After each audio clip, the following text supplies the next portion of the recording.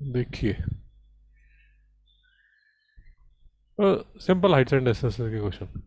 Height of a tree is √3 times the length of its shadow.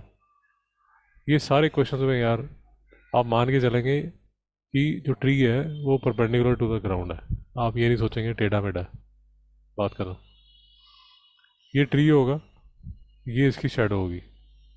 Board में जब question करेंगे तो लिखेंगे let A B the tree. ये लिखना है, नहीं तो नंबर जाएंगे। एंड बी इट्स शेडो, ये लिखना पड़ेगा। ये नहीं कि उसने एज्यूम कर लिया अपने आप, आपको लिखना पड़ेगा। वो पीछे आगे जहाँ मर्जी में ले लो, ऐसे ले लो कोई प्रॉब्लम नहीं है, ऐसे ले लो, ऐसे ले लो कोई प्रॉब्लम नहीं है। ये A B C ले लो, ऐसे ले लो। बट जो भी आप कर रहे हो प्लीज़ मेंशन कीजिए कि कौन ट्री है कौन शेडो है। तो BC शेडो मैं X मान लेता हूँ। तो हाइट ऑफ द ट्री जो है वो √3 × X होगा या √3X होगा। Find the angle of elevation of the sun. Elevation मतलब जब आप ऊपर देखेंगे तो सन कहाँ पर होगा, ये सन है। नहीं समझ में आया?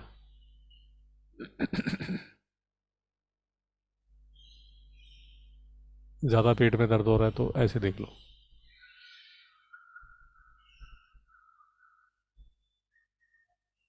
ये आपका ट्री, ये एंगल ऑफ एलिवेशन, और ये आपका सन। नहीं समझ में आया? तो ये √3X, ये X, तो tan E is equal to perpendicular upon base √3। तो E जो है वो 60 डिग्री हो गया। नहीं समझ में आया? ये 90 डिग्री है।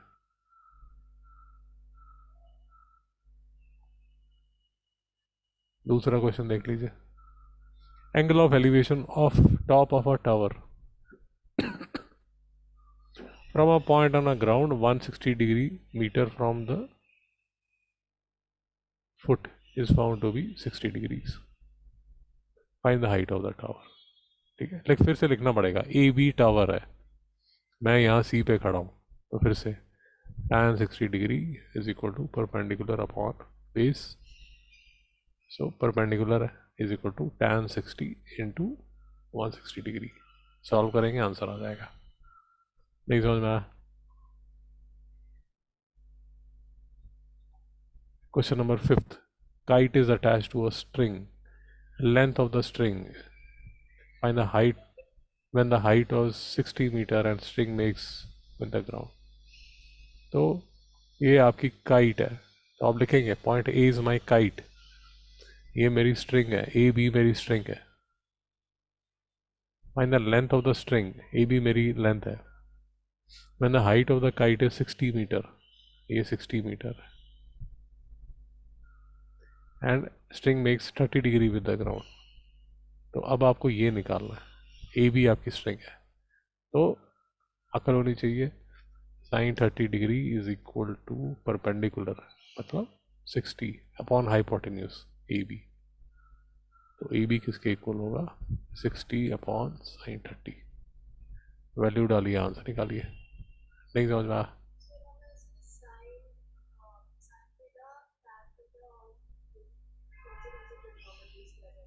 बस तीन ही है मैडम, साइन कॉस टैन। इनका 0, 30, 45, 60, 90। कई बार ये दुष्ट ऐसे करेंगे, उल्टे सीधे एंगल डाल देंगे, तो उसके लिए आपको साथ में टेबल्स मिलेगा।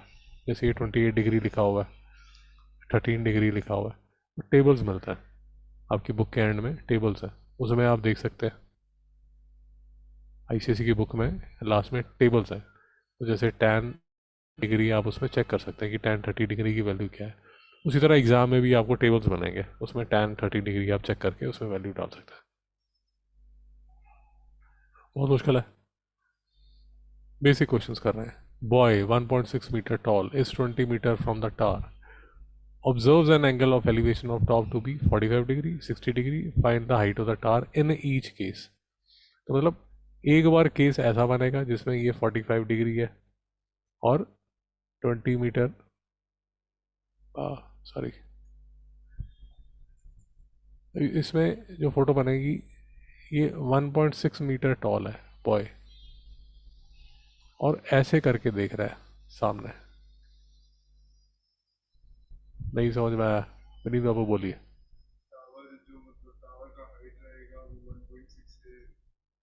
जी जी जी जी जी जी जी जी। हाँ हाँ, देखिए ज़रा, ये जो बॉय है आपका ये 1.6 मीटर टॉल है, तो ये माना जाएगा ये यहाँ से देख रहा है, इस 20 metre away from the tower, ये 20 metre away from the tower है। Angle of elevation of top of the tower, ये जो एंगल है ये 45 डिग्री है, और ये यहाँ पर ये टावर है, तो ये ए है, ये बी है, और ये आपका बॉय है सी, मान लीजिए ये डी है। तो आप जब ये क्वेश्चन करेंगे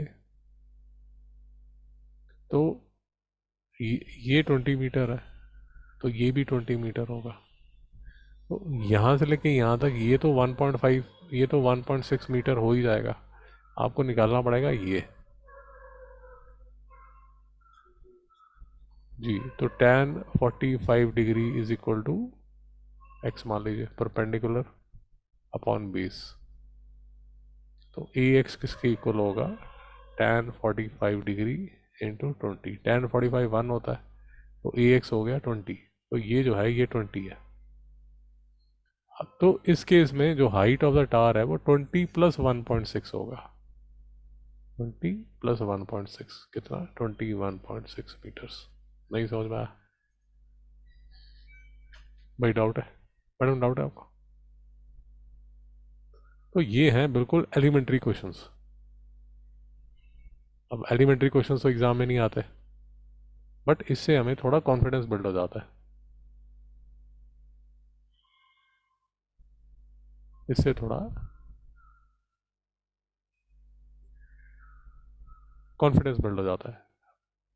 अब करेंगे जैसे, जी बताइए। 7th वाला करना चाहते हैं, okay.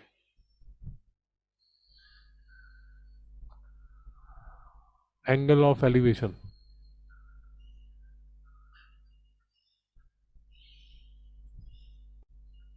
Angle of elevation of the top of an unfinished tower, जी 7th, sorry. upper part of a tree broken over by the wind makes an angle 45 degree with the ground। तो ऐसा बड़ा पेड़ होगा और यहाँ से टूट गया तो ऐसे करके गिरा। नहीं समझ में आया? जी नहीं समझ में आया? ऐसे बड़ा ट्री होगा ना मैडम, हाँ, तो ऐसे करके ये ऐसे गिर गया यहाँ पर। अब ये जो ट्री है ये 45 डिग्री का एंगल बना रहा है।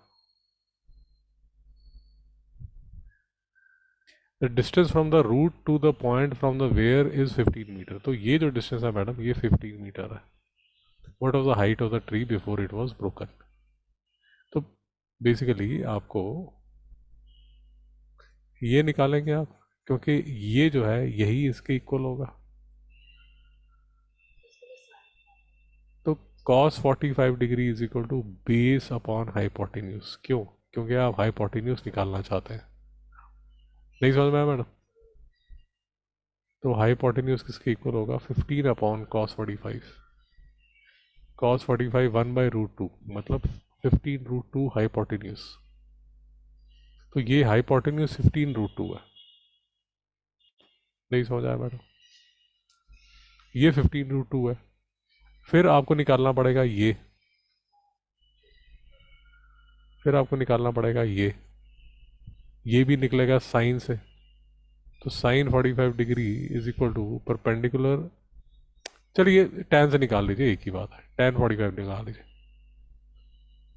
tan 45 लगा लीजिए। तो tan 45 is equal to perpendicular upon base, base 15 है, तो परपेंडिकुलर कितना होगा, 15 tan 45।